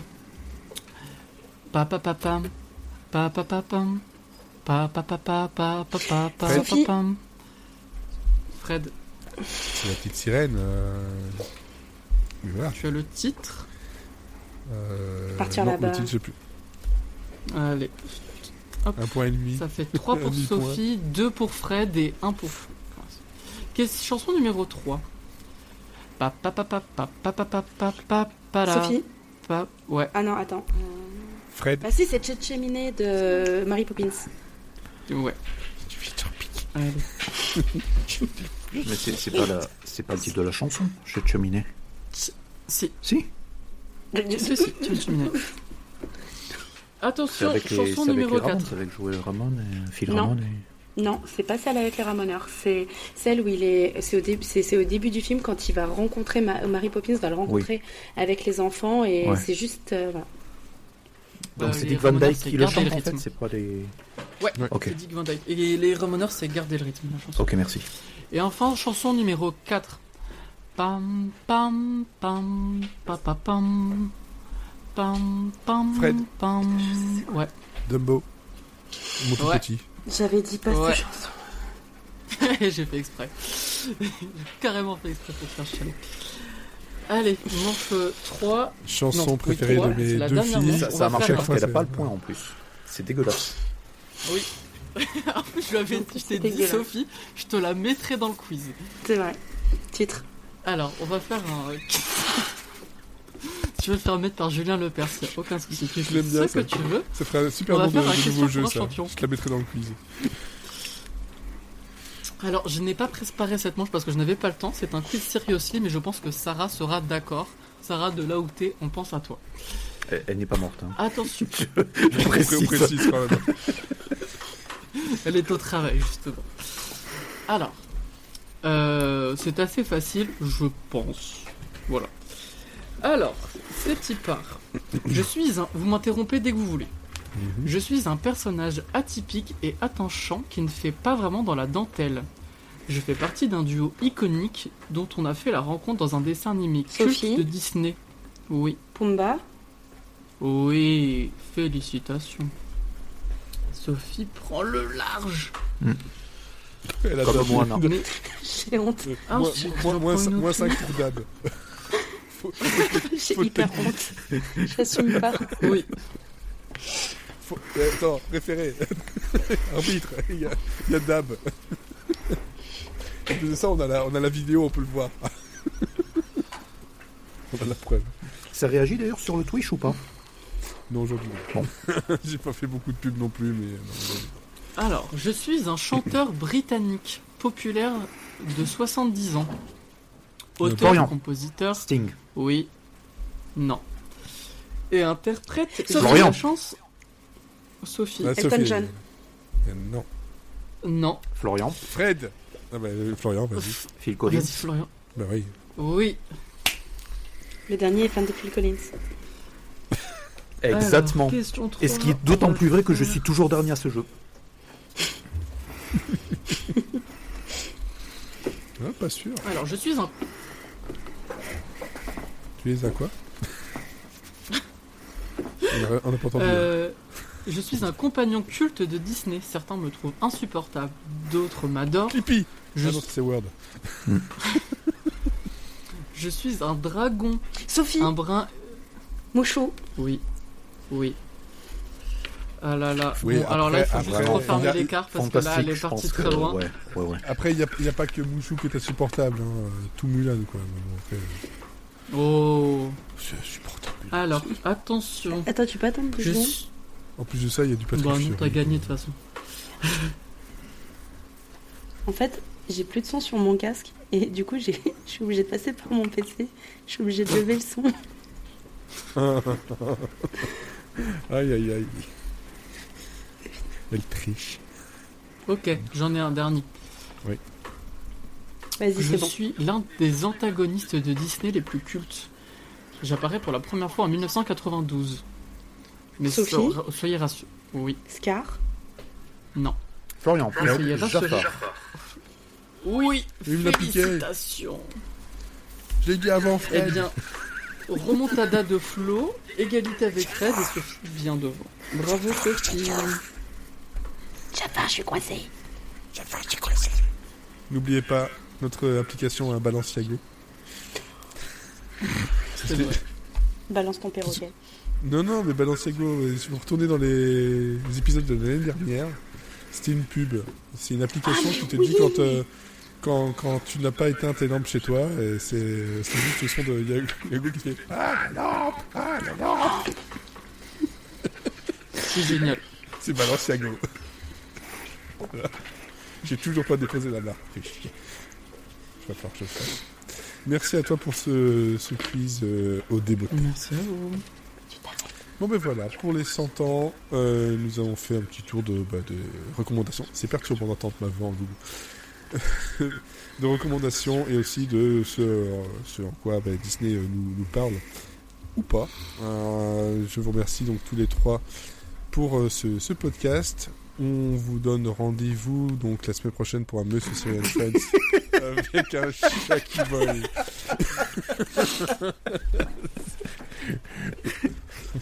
Vous avez pu voir le trou de balle d'un chat en direct. Oui. C'est également le cycle de la vie. Je l'imaginais pas faire comme ça en fait, mais voilà. Dans ma tête, ça valait, c'était mieux. Voilà. Bon. J'étais chercher autre chose. Parce qu'il y a aussi un jeu que j'avais oublié, les Kingdom Hearts. J'ai oublié les Kingdom Hearts. Oui. Niveau Disney. Et celui-là, ça y fait partie. Bref. C'est dingue. Et effectivement, c'est dingo parce que Dingo, c'est l'un des meilleurs. Bref, on vous remercie. Donc la semaine prochaine, c'est l'homme qui tombe à pic dans Monsieur Syrian Friends. Et dans 2 semaines, c'est un Fazbé Noël. Et ensuite, ce sera le Monsieur Syrian Friends spécial Doctor Who. Et on aura fini l'année 2023. Voilà. Donc voilà le programme. Merci à tous. N'hésitez pas à partager, à commenter et puis à nous partager aussi vos Disney préférés, ou en tout cas ce que vous retenez de Disney. À bientôt. Allez, chats. Der Bezooks. Bye bye.